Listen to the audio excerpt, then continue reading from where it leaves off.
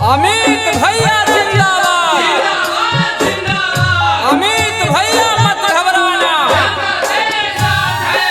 आपका मुखिया कैसा हो, चबुरा पंचायत जनता जिंदाबाद।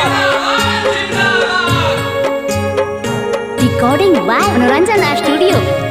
आगे माई हमारो अमित भैया गरीब बन के सनम दी आज सुनल ही आई चबुरा पंचायत में बाड़ी न के नम जी आज बाड़ी न के नम जी गरीब बन के सनम जी आज फिर से बनई है चाची अमित भैया के मुखिया जी आज सुनल ही आई कोच प्रखंड में बाड़ी न के कमावा जी। दोस्तों, अमित भैया का कहना है कि चौमुखी विकास होगा यही मेरा इरादा है, चौमुखी विकास होगा यही मेरा इरादा है, सबका सपना पूरा होगा यही मेरा वादा है। आपका मुखिया कैसा हो, चबुरा पंचायत जनता जिंदाबाद।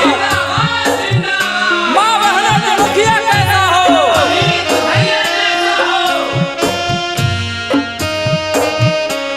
आगे माई दिलावा के साफ होथिन मानमा के सच्चा जी आज सब उम्मीद बारबा में अमित भैया अच्छा जी, अमित भैया अच्छा जी आज दिलावा के सच्चा जी आज फिर से बनई है चाचा अमित भैया के मुखिया जी आज सुनल ही आई चबुरा पंचायत में बाड़ी न के नमवा जी। दोस्तों, न पड़ना है चक्कर में न पड़ेंगे घन चक्कर में, न पड़ना है चक्कर में न पड़ेंगे घन चक्कर में, मुखिया तो अमित भैया को ही बनाएंगे क्योंकि कोई नहीं है टक्कर में।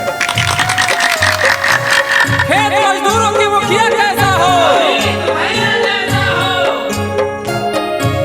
आगे माही माँ जादूरा किसान भैया दी सब धया नवाजी आज इंदराया बास दिलथुन बिरध पे नासनवाजी आज बिरध पे नासनवाजी आज पाक के माँ कनमाजी आज फिर से बनई है चाची अमित भैया के मुखिया जी आज सुनल ही आई कोच प्रखंड में बाड़ी न के नमवा जी। दोस्तों, सूखे हुए वृक्ष को पानी की जरूरत है, सूखे हुए वृक्ष को पानी की जरूरत है, फिर से चबुरा पंचायत में अमित भैया की जरूरत है।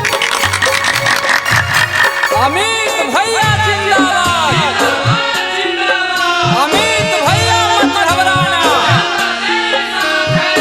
आपका मुखिया कैसा हो, चबुरा पंचायत जनता जिंदाबाद। आगे माई गाँव में नाली गली दिलथुन बाना बाई जी आज घर घरे नाला जाला दिलथुन लागा बाई जी आज गाली बाना बाई जी आज नाला लागा बाई जी आज फिर से बनई है दीदी अमित भैया के मुखिया जी आज सुनल ही आई चबुरा पंचायत में बाड़ी न के नमवा जी आज बाड़ी न के नमवा जी आज सुंदर न के कमवा जी आज फिर से बनई है चाची अमित भैया के मुखिया जी आज सुनल ही आई चबुरा पंचायत में बाड़ी न के नमवा जी आज फिर से बनई है चाचा अमित भैया के मुखिया जी। आज म्यूजिक बाय मनोज अलवेला।